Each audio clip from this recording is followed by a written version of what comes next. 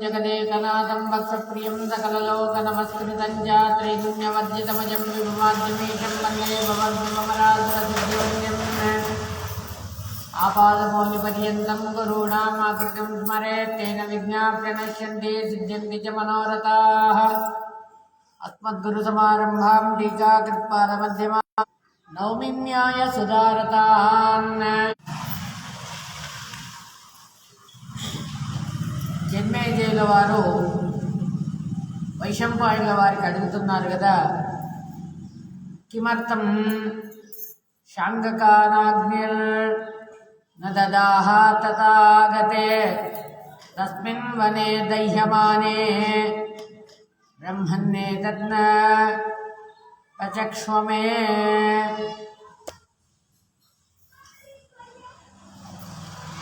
ఓ బ్రాహ్మణ శ్రేష్ఠులారా, వైశంపాయనుల వారు అని ఈ విధంగా సంబోధన చేస్తున్నారు జన్మేజయుల వారు. కాండవ వనం అనేటువంటిది ఎప్పుడైతే అగ్నిదేవుడు దహనం చేస్తున్నాడో ఈ పరిస్థితుల్లో ఉండేటప్పుడు అగ్నిదేవుడు ఆ శాంగక పక్షులను ఎందుకు దహనం చేయలేదు? అశ్వసేనుడు మరియు ఆ దానవుడైనటువంటి మయాసురుడు వాణ్ణి ఎందుకు దహనం చేయలేదు ఆ కారణం చెప్పినారు, కానీ ఈ శ్రాంగక పక్షుల విషయం లోపల మీరు కారణం చెప్పలేదు. దాని గురించి చెప్పండి, ఆ కారణం గురించి చెప్పండి. అది చాలా అత్యద్భుతం అని అనిపిస్తుంది కాబట్టి దాన్ని నాకు వినాలనిపిస్తుంది కాబట్టి దాని గురించి మీరు నాకు చెప్పండి అని జన్మేజయుడు వైశంపాయనుల వారిని అడుగుతున్నారు. వైశంపాయనుల వారు చెప్తున్నారు కదా, ఓ భారత వినవయ్యా అని. అగ్నిదేవుడు ఈ పరిస్థితుల లోపల శాంగక పక్షులను ఎందుకు దహించలేదో ఆ ఘటనను నేను సరిగ్గా నీకు చెప్తాను వినవయ్యా అని అంటున్నాను. ఈ విధంగా ధర్మజ్ఞులలో శ్రేష్ఠుడైనటువంటి వాడు, తపస్వి అయినటువంటి వాడు, వ్రతధారి అయినటువంటి వాడు, బహుశృతుడైనటువంటి మందపాలుడు అనేటువంటి ఒక మహర్షి ఉండేటటువంటి వాడయ్యా. ఆ ఋషి ఊర్ధ్వరేతస్కుడైనటువంటి వాడు, ఈ విధంగా జితేంద్రియుడైనటువంటి వాడు, స్వాధ్యాయాన్ని నిరంతరం కూడా స్వాధ్యాయాన్ని చెబుతుండేటటువంటి వాడు, ధర్మము లోపల రతుడైనటువంటి వాడు, తపస్సు లోపల నిరతుడైనటువంటి వాడు, ఈ విధంగా యొక్క మందపాలుడు అని ఈ విధంగా చెప్పి వాడి యొక్క తపస్సు ఉన్నతమైనటువంటిదై ఉంది. ఈ విధంగా దేహ పరిత్యాగం చేసుకోవాలనేటువంటి ఉద్దేశం చేత పితృలోకాలకు వెళ్ళినాడు. కానీ అక్కడ తన తపఫలము చేత తాను సంపాదించినటువంటి లోకాలు తనకేవి కూడా కనిపించలే, అన్ని కూడా మూతపడి ఉన్నాయి. అప్పుడు ఆ దేవతలు అందరినీ కూడా అడుగుతాడు మందపాలుడు, ఏమనంటే నేను తపస్సుతోని జయించినటువంటి యొక్క లోకాలన్నీ ఎందుకు మూతపడి ఉన్నాయి? నేను ఏ కర్మ చేస్తే ఆ కర్మ ఫలానికి అనుగుణంగా ఈ విధంగా నాకు ఫలం దొరికింది చెప్పండి. నేను భూమిపైన ఈ విధంగా అనేకమైనటువంటి తపస్సులను ఆచరణ చేసినాను కదా అని ఈ విధంగా దేవతలకు అడిగినప్పుడు అప్పుడు ఆ దేవతలందరూ కూడా అంటున్నారు కదా, ఓ బ్రాహ్మణోత్తముడా, ఓ మందపాలుడా వినవయ్యా, దాన్ని ఈ విధంగా అంటున్నారు కదా, నువ్వు మనిషి పుట్టగానే 3 రుణాల నుండి వాడు 3 రుణాలతోని వస్తాడట. ఏమి ఆ రుణం అని అంటే, ఈ విధంగా బ్రహ్మచర్యంతో ఉండాలి, యజ్ఞం చేస్తూ ఉండాలి, పితృ రుణాన్ని తీరుస్తూ ఉండాలి. ఈ విధంగా నువ్వు బ్రహ్మచర్యంతోనే ఉన్నావు, యజ్ఞాలను ఆచరణ చేసినావు, కానీ పితృ రుణాన్ని తీర్చడానికి నీకు ఆ సంగతి లేదు. కాబట్టి తపస్వి అయినావు, కానీ నీకు సంగతి లేదు. కాబట్టి నువ్వు ఏదైతే తపస్సుతోని సంపాదన చేసినటువంటి లోకాలన్నీ కూడా మూతపడి ఉన్నాయి నాయన. నీకు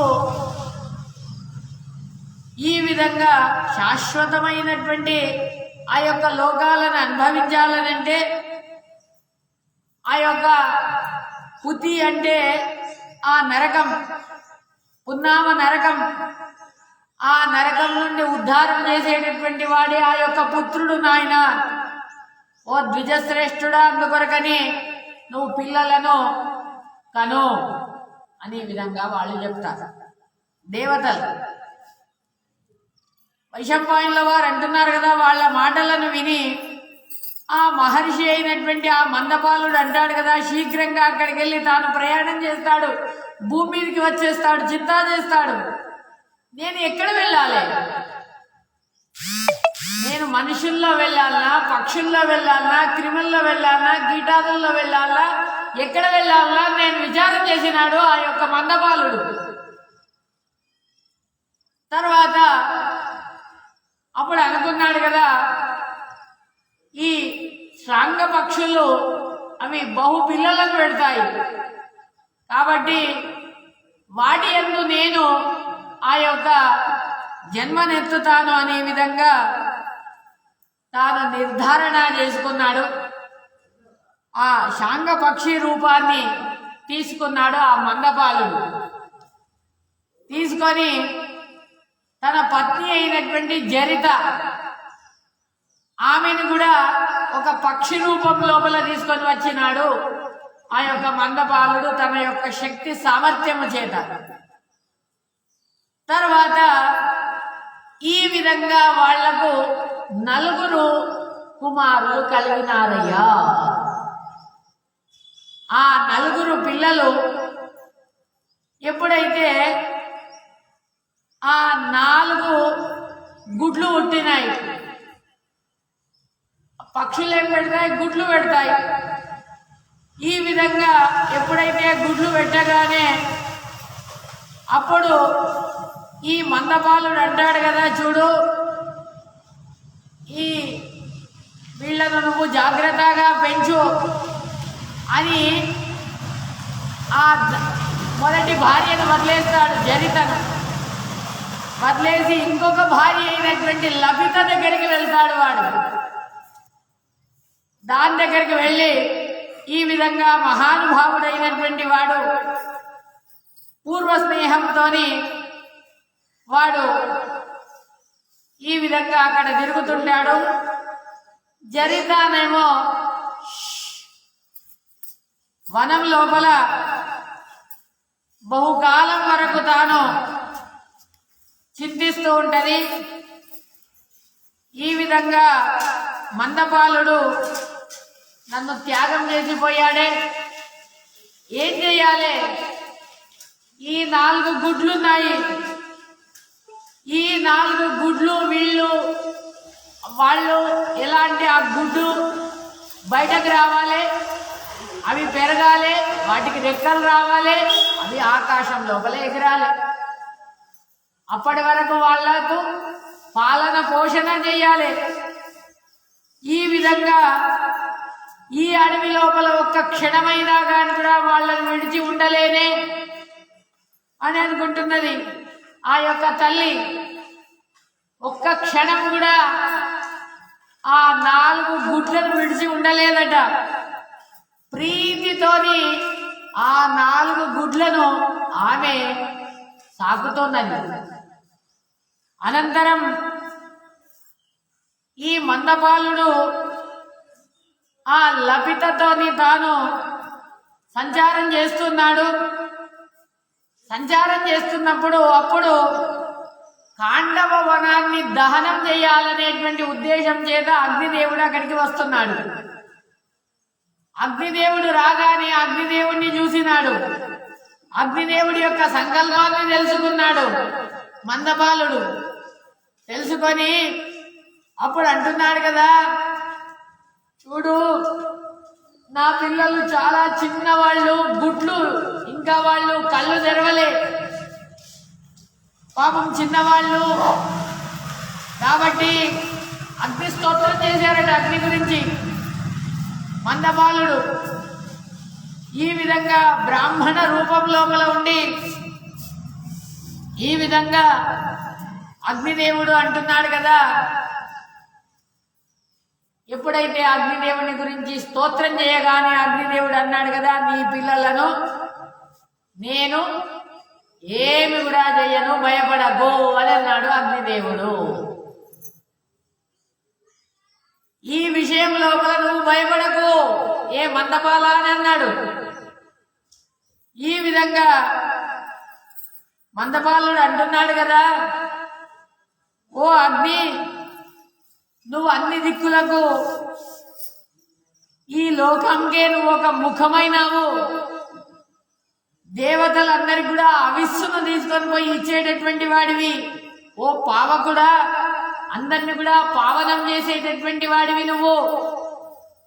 కాబట్టి అన్ని ప్రాణులందరికి కూడా అదృశ్యంగా నువ్వు సంచారం చేసేటటువంటి వాడివి అని ఈ విధంగా చెప్తూ ఋషులందరూ కూడా నిన్నే కొలుస్తారు స్వామి. ఈ విధంగా త్రేతాగ్ని రూపంతో 3 విధాలుగా ఈ విధంగా చెప్తారు. అణిమాది అష్టైశ్వర్యాలను పొందినటువంటి వాడివి, నిన్ను ఆరాధన చేస్తారు అని ఈ విధంగా అగ్ని గురించి స్తోత్రం చేశాడు మందపాలుడు. స్వామి, నువ్వే యొక్క జగత్తుని సృష్టి చేసినటువంటి వాడివి. ఈ విధంగా ఈ అగ్నిదేవుడు లేకుంటే ఏది కూడా లేదు. ఈ విధంగా జగత్తంతా కూడా నాశనం కావాలంటే అగ్నిదేవుడి వల్లనే. కాబట్టి ఓ అగ్నిదేవా, నీకొక నమస్కారం. బ్రాహ్మణులైనటువంటి వాళ్ళం మేము, మా యొక్క పత్ని పుత్రులు అందరు కూడా అక్కడ ఉన్నారు. వాళ్లకు శాశ్వతమైనటువంటి గతి వాళ్ళకు కావాలి స్వామి. ఈ విధంగా ఓ అగ్ని, ఆకాశం లోపల అనేకమైనటువంటి మెరుపులన్నీ కూడా వస్తుంటాయి స్వామి, చలించేటటువంటి మేఘాలు. ఈ విధంగా అనేకమైనటువంటి ప్రాణులన్నిట్లను కూడా నువ్వు ముందర చంపేస్తావు. ఓ జాతవేదస, ఓ అగ్నిదేవా, ఈ జగత్తంతా కూడా నీ వల్లనే సృష్టి అయింది. చరాచర జగత్తు వస్తువులన్నీ కూడా, వ్యాపారాలు అన్ని కూడా ఈ నీ స్థలం లోపలనే ఉన్నాయి స్వామి.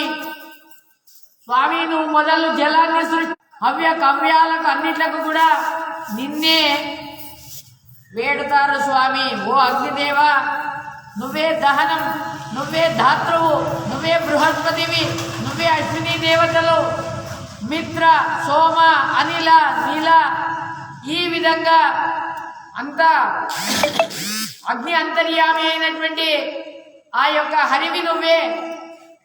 ఈ విధంగా దహన, ధాతృ మొదలైనటువంటి శబ్దాలతోని వాచ్యుడైనటువంటి వాడివి నువ్వే అని ఈ విధంగా మందపాలుడు స్తోత్రం చేశాడు.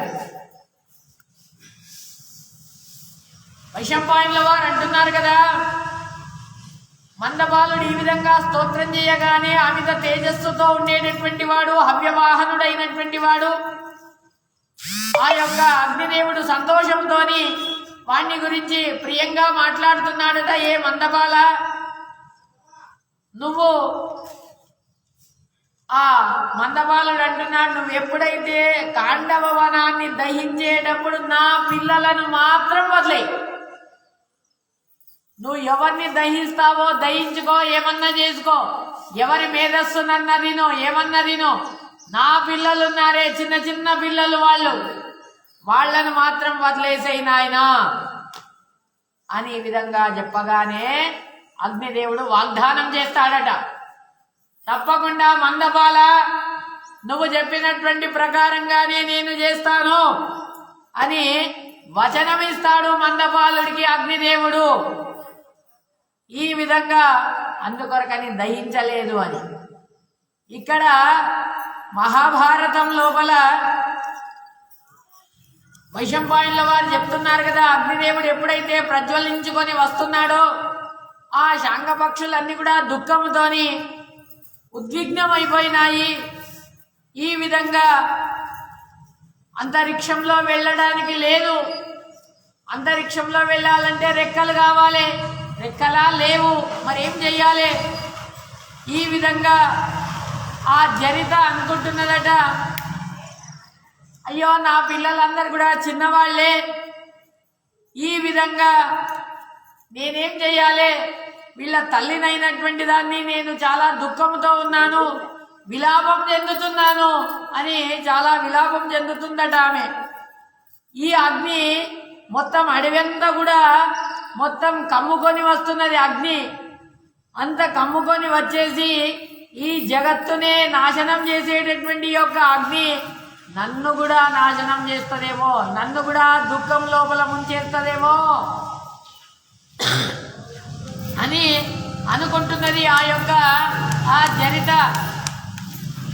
ఈ విధంగా మంద ప్రాజ్ఞుడైనటువంటి వాళ్ళు, వీళ్ళు మందులైనటువంటి వాళ్ళు, వీళ్ళగా రెక్కలు రాలే, పాదాలు కూడా పాపము ఒక్కొక్క అడుగు కూడా వేస్తలేవు నా పిల్లలు. వాళ్ళగా ఇక్కడి నుండి ఇంకొక చోట వెళ్ళడానికి వీలు లేదు.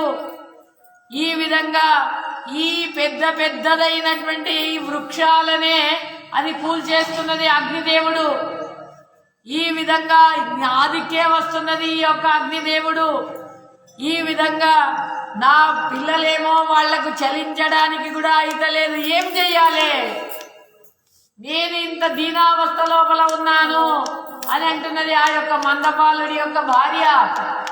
ఎందుకొరకంటే మందపాలుడు వెళ్ళిపోయినాడు, ఏం చెయ్యాలి?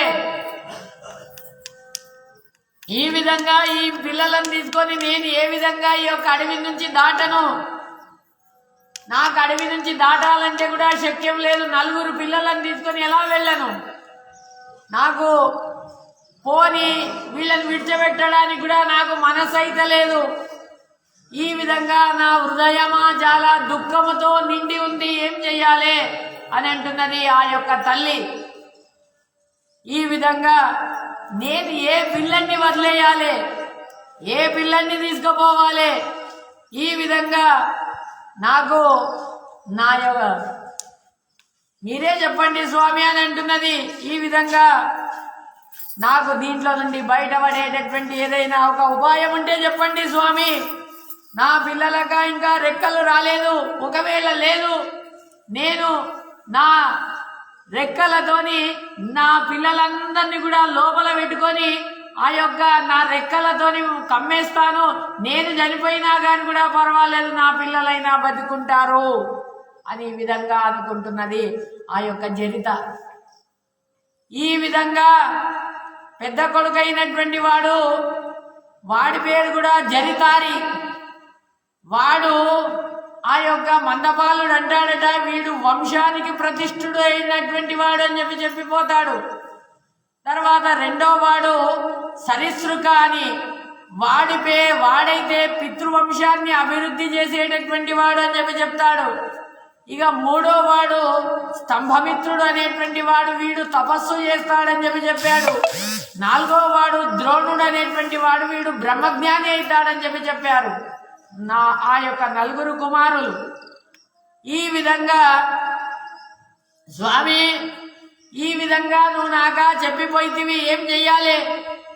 ఈ విధంగా ఈ పిల్లలు ఈ తపోవనము లోపల ఎలా విడిచిపెట్టిపోవాలి, ఎవరిని తీసుకుపోవాలి, ఎవరిని విడిచిపెట్టాలి చెప్పు స్వామి అని నువ్వా వెళ్ళిపోతివి అని చింత చేస్తున్నది వివ్వ.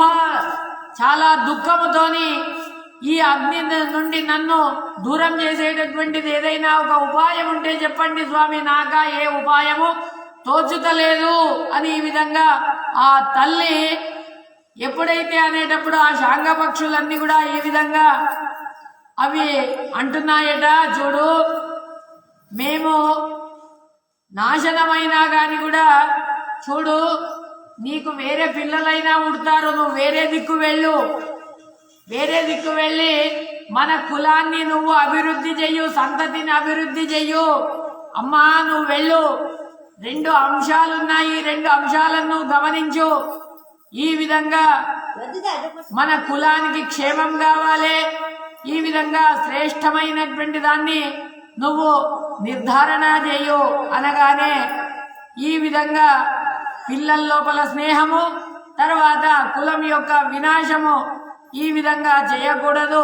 నువ్వు ఇంకొక వివాహం చేసుకో, ఇంకొక వివాహం చేసుకొని ఇంకో కొంతమంది పిల్లలను గాను కులం అనేటువంటిది అభివృద్ధి అవుతుంది కదా అని ఈ విధంగా అంటున్నారు. దాంట్లో పెద్ద కొడుకు అంటున్నాడట, జరిత అమ్మా ఈ విధంగా ఈ చెట్టు పక్కలోనే అప్పుడు ఆ తల్లి అంటున్నది కదా, ఒరే ఇక్కడ ఒక చిన్న బిలం ఉన్నది, ఒక రంధ్రం ఉంది, ఆ రంధ్రం లోపల మీరందరూ కూడా వెళ్ళండిగా, వెళ్తే అక్కడ మీకు ఏ విధమైనటువంటి అగ్ని భయం ఉండదు అని ఈ విధంగా ఆ మీరు లోపల వెళ్ళిన తర్వాత నేను ఆ మన్నుతోని దాన్ని మూసేస్తాను, మూసేయగానే అగ్ని ఎంత తాను వచ్చి కాల్చినా కానీ కూడా మీకేమి కాదు. కాబట్టి ఈ విధంగా అగ్ని ప్రతీకారం అనేటువంటిది ఈ విధంగా మీకేం కాదు అనగానే అప్పుడు అగ్నిదేవుడు శాంతమైతాడు.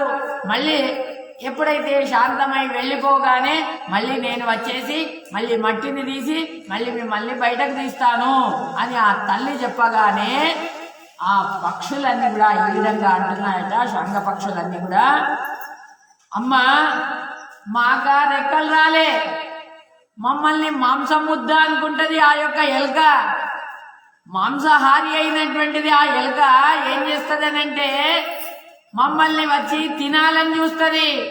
కాబట్టి ఈ భయం ఉన్నది కాబట్టి మేమా బిలంలోకి వెళ్ళము, మేము ఇక్కడనే ఉంటాము. ఈ విధంగా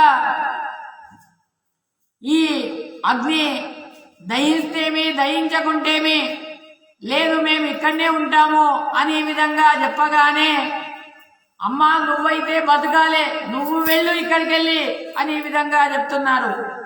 ఈ బిలము ఇది వినాశమైపోతుంది అని చెప్పగానే ఒకవేళ మేము ఈ బిలంలో వెళ్ళినా కానీ కూడా అక్కడ ఆ మూషికం వచ్చి మమ్మల్ని తినేస్తే మేము అక్కడ దాంట్లో చనిపోతాము, దానికంటే అగ్ని లోపల పడి చనిపోతే మాకు వీర స్వర్గం దొరుకుతుంది అని అంటున్నాయట ఆ యొక్క పక్షులన్నీ కూడా. ఈ విధంగా శరీరం అగ్ని లోపల పరిత్యాగం చేస్తే శిష్టులు దాంట్లో ఈ విధంగా దగ్ధులైతే వాళ్ళు బ్రహ్మలోకానికి వెళ్తారు, శాశ్వతమైనటువంటి గతి వాళ్లకు దొరుకుతుందని చెప్పి చెప్తారమ్మా అని అన్నారు. ఈ విధంగా జరిత అంటున్నది కదా, ఒరే ఈ బిలం లోపల ఒక శేనపక్షి ఉంది బిలం దగ్గర, ఆ శేనపక్షి ఏం చేస్తున్నది అని అంటే ఒకసారి నేను చూసినాను.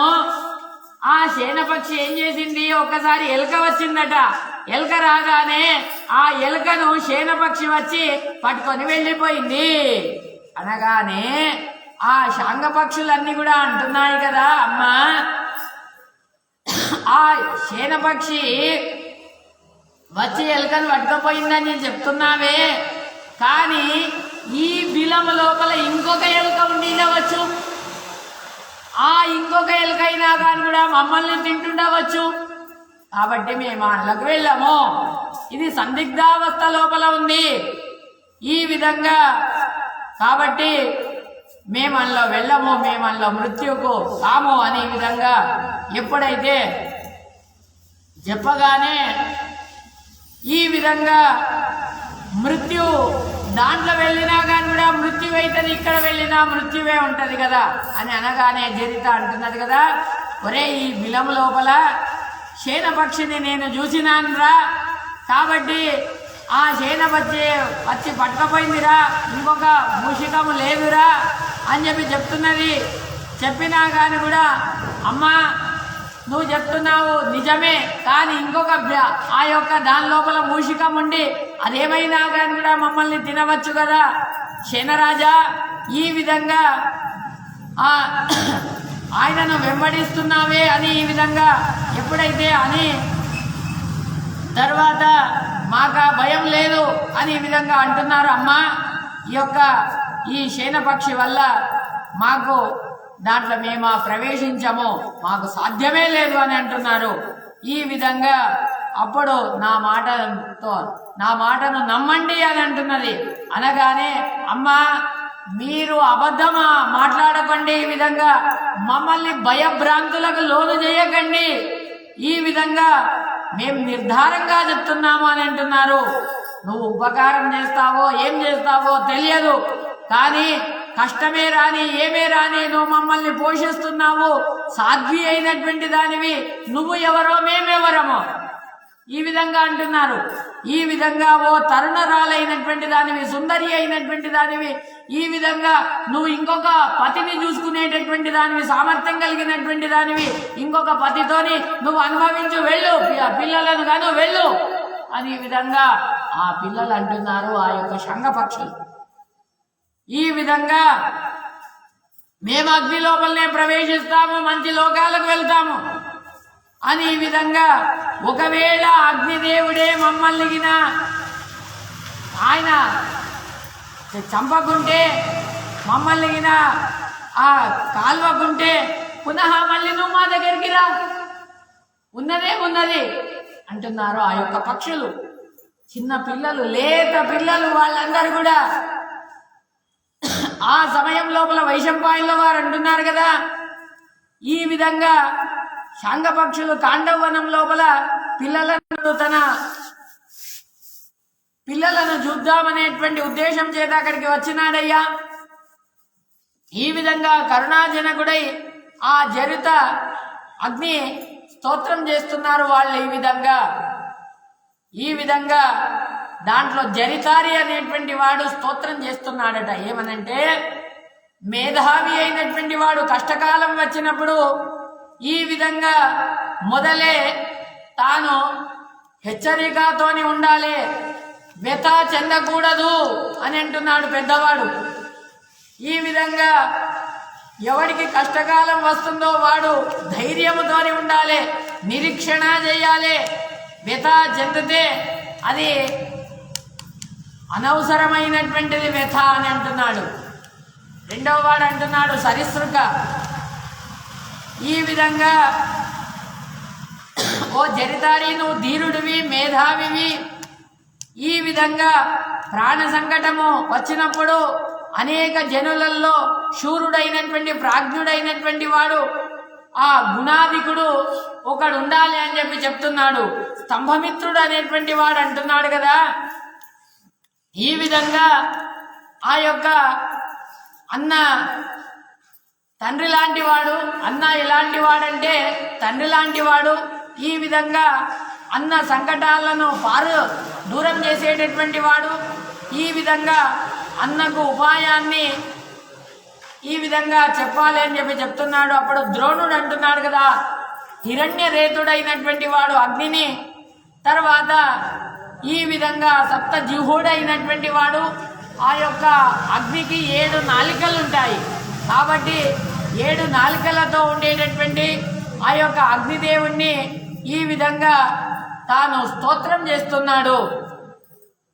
ఈ విధంగా జరితారి అగ్నిదేవుడికి 2 చేతులను జోడించి ఈ విధంగా ప్రార్థన చేస్తున్నాడు. పవిత్రమైనటువంటి ఓ అగ్ని, పరమాత్ముడా, వాయుదేవుడా, వాయు, శరీరము, లతలు మరియు ప్రళయకాలము, జలము, ఉత్పత్తి స్థానాలు, ఈ యొక్క నువ్వు ఆ జలము, ఈ ఉత్పత్తి స్థానాలకు అన్నిట్లకు కూడా కారకుడివి నువ్వే అని ఈ విధంగా అంటున్నాడు పెద్దవాడు జరితారి.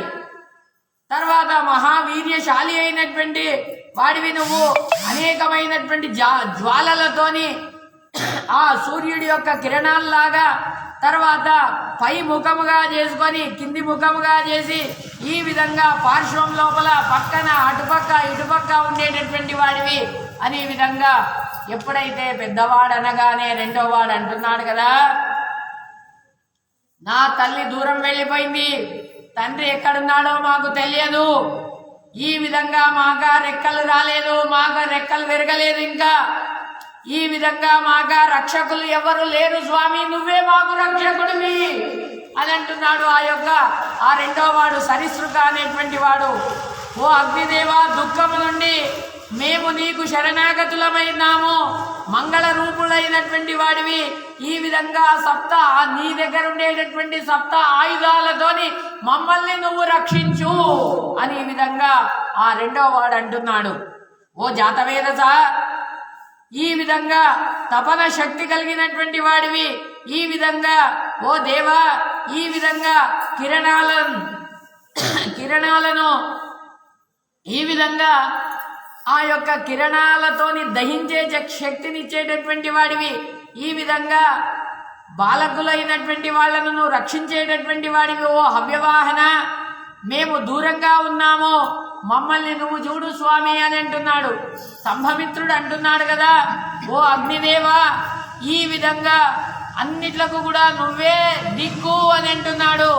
ఈ జగత్తుకు నువ్వే ఆశ్రయుడైనటువంటి వాడివి, అన్ని కూడా నీ అధీనంలో ఉండేటటువంటివి, సకల ప్రాణులన్నీ కూడా నీ అధీనం లోపల ఉండేటటువంటివి, నువ్వే అందరినీ ధారణ చేసి పోషించేటటువంటి వాడివి అనగానే ఆ యొక్క ద్రోణుడు తాను ఎలాంటి వాడనంటే బ్రహ్మజ్ఞాని అయినటువంటి వాడు. ఆ ద్రోణుడు అంటున్నాడట, ఓ అగ్ని, నువ్వు అవ్యవాహనుడివి, కవ్యవాహనుడివి, నువ్వు పరమ గమ్యుడు అయినటువంటి వాడివి, వివేకి అయినటువంటి వాడివి, బహురూపాలను పొందినటువంటి వాడివి, ఒక రూపాలను పొందినటువంటి వాడివి, బహురూపాలను పొంది ఒక రూపంతో నిన్ను అర్చిస్తారు స్వామి. ఓ అవ్యవాహన, నువ్వు 3 లోకాలను సృష్టింపజేసి తర్వాత సంహారం చేసేటప్పుడు అప్పుడు అన్నిట్లను కూడా సంహారం చేసేటటువంటి క్రియను నువ్వే చేస్తావు. పునః అన్ని లోకాలను సృష్టి చేస్తావు, అన్ని లోకాలకు కూడా ఆధారుడైనటువంటి వాడివి నువ్వే. అన్ని సర్వ ప్రాణుల శరీరం లోపల ఉండి జఠరాగ్ని లోపల జఠరాగ్ని లోపల ఉండేటటువంటి వాడివి నువ్వే. ఆ జఠరాగ్ని లోపల ఉండి తర్వాత అన్నాన్ని పచనం చేస్తాడు. మనం తినేటటువంటి ఆ యొక్క ఆహారాన్ని పచనం చేసేటటువంటి వాడు ఆ యొక్క అగ్నిదేవుడే. ఈ విధంగా స్వామి, ఈ విధంగా నిత్యము కూడా అన్నాన్ని పచనం చేసేటటువంటి వాడివి నువ్వే. ఈ విధంగా నువ్వు అన్నిట్లలో కూడా నువ్వు ప్రతిష్ఠితుడవయ్యావయ్యా అని ఈ విధంగా అంటున్నాడు. ఓ జాతవేదస, నువ్వే సూర్యుడిలాగా ఉన్నావు భూమి పైన. ఈ విధంగా ఈ యొక్క నీళ్లను, తర్వాత భూమి పైన ఈ యొక్క రసాన్ని, తర్వాత ఈ యొక్క నీ యొక్క కిరణాల వల్ల ఈ విధంగా ఈ యొక్క కాలం వల్లనే ఈ వర్షాల మూలకంగా నీళ్లు, రసాలు ఇవన్నీ కూడా సృష్టింపజేస్తున్నావు, నీ మూలకంగా అవుతున్నాయి ఓ స్వామి అని ఈ విధంగా స్వామి. ఈ విధంగా అన్ని లతలు, ఈ విధంగా అన్ని తీగలు, ఇవన్నీ కూడా పుష్కరిణిలు, ఇవన్నీ కూడా మహాసాగరాలు, ఇవన్నీ కూడా నిండు కుండలాగా మారుతున్నాయనంటే ఎవరి వల్ల? నీ వల్లనే స్వామి అని అంటున్నాడు. ఓ తిగ్మాంశు, వరుణ ఆలయం లోపల ఈ విధంగా నీ మంగళమైనటువంటి నివాస స్థానం ఉంది స్వామి అని అంటున్నాడు.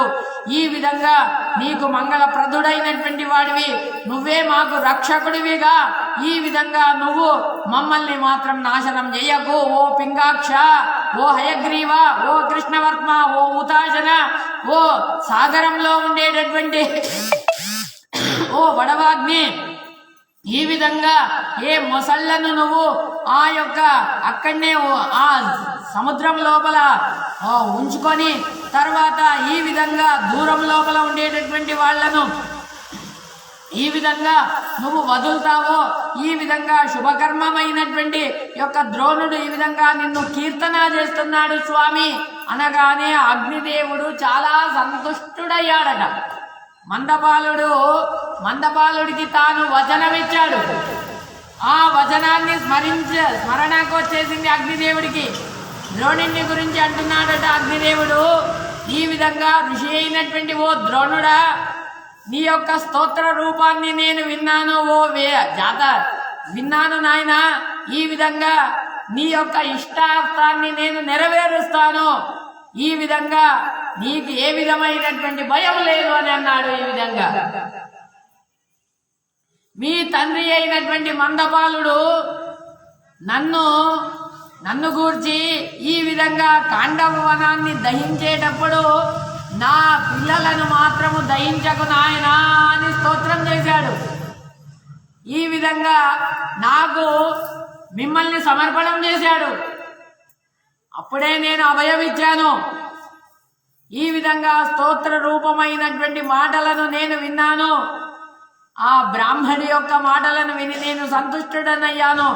ద్రోణుడు అంటున్నాడు కదా, ఓ శుక్ల, ఈ విధంగా ఇక్కడ మార్జాలం ఉంది స్వామి, ఆ మార్జాలం వల్ల మాకు చాలా భయం అవుతున్నది అనగానే అవ్యవాహనుడు చాలా దుఃఖముతోని ఈ విధంగా ఎప్పుడైతే ఆ ద్రోణుడు అనగానే తర్వాత అవ్యవాహనుడు వాడి యొక్క దుఃఖాన్ని దూరం చేసేస్తాడు.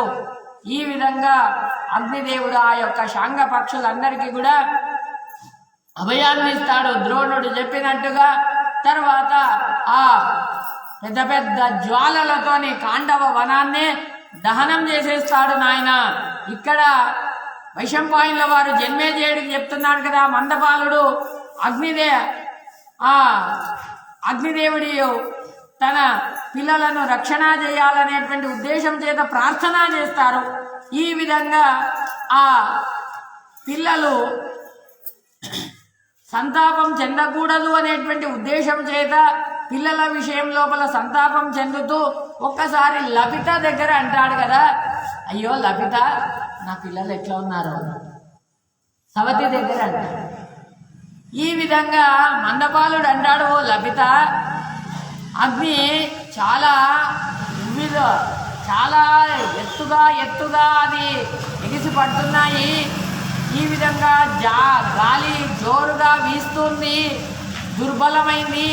నా పిల్లలు ఎలా ఉన్నారో పాపము, వాళ్ళు ఎలా దాన్ని తట్టుకున్నారో, సమర్థులు అయినారో కాలేదో. మరి నాగా వచనం ఇచ్చాడు అగ్నిదేవుడు, ఒకవేళ మర్చిపోయాడో ఏమో అని ఈ విధంగా శోచనీయమే.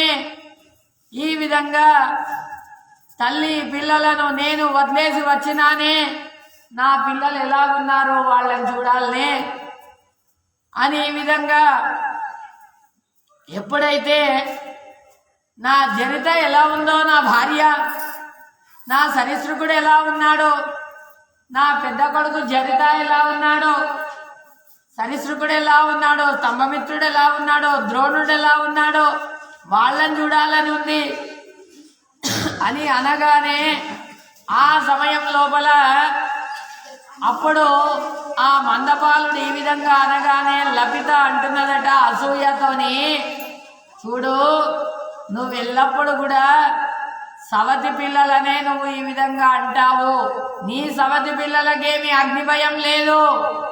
ఎందుకొరకంటే నువ్వు మొదలే అగ్నిదేవుడికి నివేదన చేసేసినావు కదా, అగ్నిదేవుడికి నివేదన చేసినావు. అగ్నిదేవుడు కూడా నీకు వాగ్దానం చేసినాడు. కాబట్టి ఇంకా ఎందుకు భయపడతావు? ఈ విధంగా నా దగ్గర ఈ విధంగా నాటకాలు ఆడకు అని ఈ విధంగా చింత చేస్తూ, ఈ విధంగా సుహృజ్జనం లోపల పక్షపాతం అనేటువంటి దాన్ని చేయకూడదు. ఈ విధంగా నా కరస్పర్శ చేయకు, వదిలేసాయి, వెళ్ళు, నువ్వు ఆ జరిత దగ్గరికే వెళ్ళు, నీ మొదటి భార్య దగ్గరికే వెళ్ళిపో అని ఈ విధంగా ఎప్పుడైతే ఆ లభిత అనగానే మందపాలుడు ఏం చేస్తాడనంటే, ఏ దిక్కుతోచగా తాను తన పిల్లల దగ్గరికి వస్తాడు. పిల్లలను చూడాలని చెప్పేసి వాళ్ళగా చాలా అవమానం చేశాడు. కానీ ఆ పిల్లలను చూడాలనేటువంటి ఉద్దేశం చేత పిల్లలను చూసి చాలా సంతోషం కలుగుతుంది ఆ మందపాలుడికి. ఈ విధంగా వాడు మూర్ఖుడైనటువంటి వాడు ఈ విధంగా తాను అనుకుంటాడు కదా ఏం చెయ్యాలి అనుకొని వైశంపాయనుల వారు అంటున్నారు కదా, మహానుభావుడైనటువంటి అగ్నిదేవుడు కాండవ వనం నుండి నివృత్తుడు కాగానే ఆ జరిత తన పిల్లల పైన ఆశతోని అక్కడికి వెళ్ళిందట. వెళ్ళి చూస్తూ ఉన్నది. పిల్లలందరూ కూడా క్షేమంగా ఉన్నారు. 4 పిల్లలు. ఆ పిల్లల దగ్గరికి వెళ్ళింది, చూసింది, వాళ్ళని ముద్దాడుతూ ఉన్నది. పాపం ఎంత మొత్తము కాండవ వనాన్ని దహనం చేసినాడు అగ్నిదేవుడు. కానీ 4 చిన్న చిన్న లేతనైనటువంటి పిల్లలు మాత్రం చావలేదే. ఆ తల్లికి ఇంత దీనమైనటువంటిది. ఈ విధంగా ఆ పిల్లలను దగ్గర తీసుకున్నదట, ముద్దాడుతూ ఉన్నది ఆ పిల్లలను. ఈ విధంగా వాళ్ళ దగ్గరికి వెళ్ళి అరుస్తూ ఉన్నది. ఈ విధంగా పుత్ర స్నేహంతో ఆలింగనం చేసుకున్నది, చుంబనం చేసింది. ఆ సమయం లోపల మందపాలుడు అక్కడికి వచ్చాడు. మందపాలుడు అక్కడికి రాగానే అక్కడ తన పిల్లలను గుర్తించాడు. తర్వాత ఎందుకొరకంటే తపస్సు యొక్క నిమిత్తముగా తాను గుర్తించాడు. అక్కడ ఆ అనుగ్రహం వల్ల రెక్కలు వచ్చేసినాయి. నమస్కారం చేసినారు.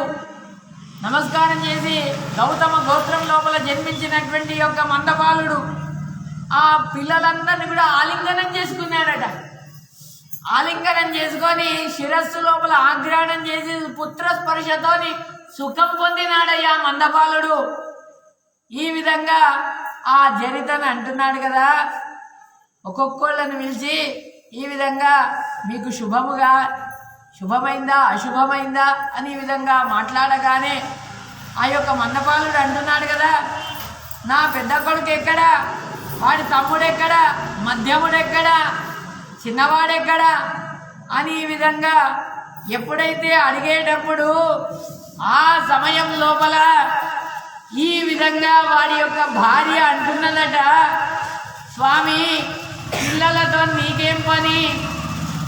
ఈ విధంగా ఎప్పుడైతే గుడ్లు పెట్టగానే నువ్వు వెళ్ళిపోయినావు, వాళ్ళను రక్షణ ఎవరు చేస్తారు, పాలన పోషణ ఎవరు చేస్తారు స్వామి?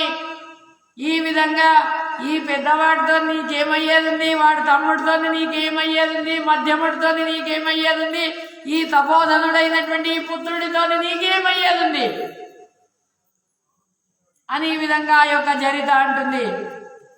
ఈ విధంగా ఈ తరుణురాలైనటువంటి ఆ యొక్క ఆ లభిత దగ్గరికి వెళ్ళినావు కదా, మళ్ళీ పునః వెళ్ళు, నువ్వు అక్కడికే వెళ్ళు అని మందపాలుని అనగానే స్త్రీలు ఇలాగానే మాట్లాడతారే విరహముతోని.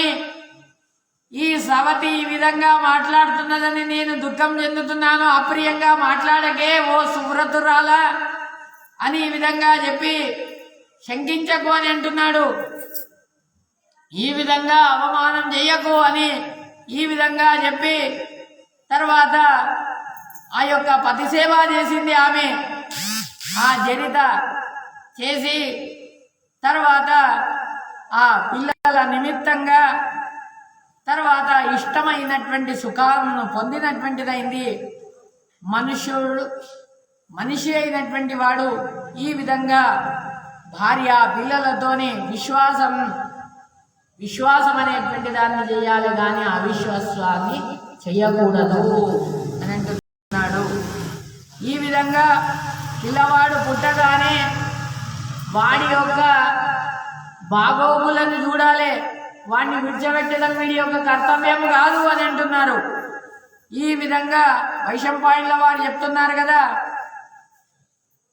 అనంతరం ఆ యొక్క పిల్లలందరూ కూడా వాడిని సత్కరించారు.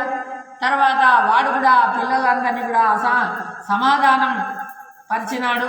ఈ విధంగా మందపాలుడు అంటున్నాడు కదా, మీ అందరి రక్షణ కొరకు నేను అగ్నిదేవుణ్ణి మొదలే విజ్ఞాపన చేసుకున్నాను. వాళ్ళకి చెప్తున్నారు కదా, నేను మొదలే విజ్ఞాపన చేసుకున్నాడు. అగ్నిదేవుడు కూడా నాకు వాగ్దానం చేసినాడు. ఈ విధంగా ఆ యొక్క అగ్నిదేవుడి యొక్క మాటలను స్వీకరించిన తర్వాతనే మీ తల్లి అయినటువంటి ధర్మశీలతతో ఉండేటటువంటిది, తపశక్తురాలైనటువంటిది, ఆ కారణం చేత నేను ఇక్కడికి రాలేదు అంటున్నాడు.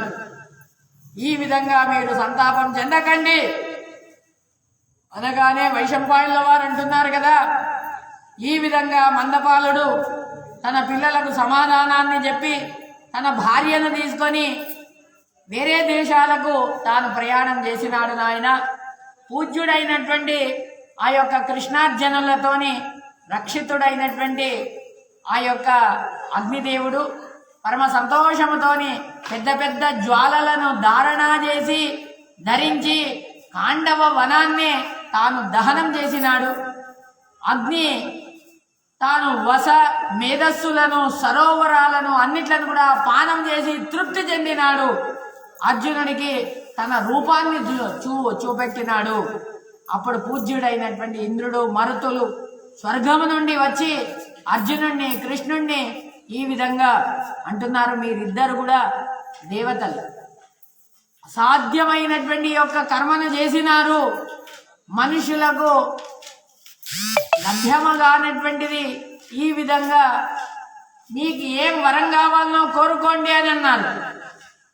ఈ విధంగా అర్జునుడు అన్ని అస్త్రాలను నేను స్వీకారం చేయాలని అన్నారు. అప్పుడు ఎప్పుడైతే ఆ ఇంద్రదేవుడు అంటున్నాడు కదా,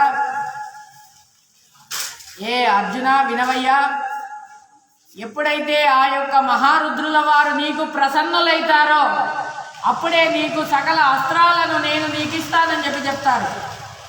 ఏ కురునందన అని ఈ విధంగా చెప్పి అస్త్రాలన్నిట్లను కూడా ఇచ్చేస్తారు ఆ ధనంజయుడికి. తర్వాత వాయవ్యాస్త్రాలను, ఐంద్రాస్త్రాలను, ఈ విధంగా అనేకమైనటువంటి అస్త్రాలను కూడా పొందుతాడు. వైశంపాయనుల వారు చెప్తారు కదా, వాసుదేవుడు కూడా ఆ యొక్క అర్జునుడితోని శాశ్వతమైనటువంటి ప్రీతి కావాలనేటువంటి ఉద్దేశం చేత వరాలను పొంది దేవేంద్రుడు సంతుష్టుడై వానికి అనేకమైనటువంటి వరాలను ఇస్తాడు. అగ్ని కూడా ఆ యొక్క మృగ పక్షులతో కూడినటువంటి ఆ యొక్క వనాలను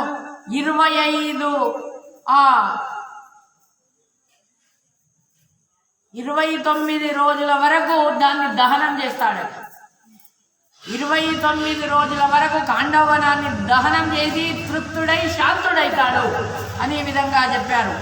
ఓ జన్మేజయ వినవయ్య, మాంసములను భక్షించి మేధస్సులను భక్షించి రక్తములను పానము చేసి పరమ ప్రీతుడై అగ్నిదేవుడు తర్వాత కృష్ణార్జునులను గురించి ఈ విధంగా అంటున్నాడు కదా, ఓ పురుష శ్రేష్ఠులారా, నేను చాలా బహు తృప్తిని చెందినాను. వీరులైనటువంటి వాళ్ళు మీరు సంతోషంతోని నాకు అనుమతినివ్వండి, ఈ విధంగా ఇష్టమైనటువంటి స్థలానికి మీరు వెళ్ళండి అని అన్నారు.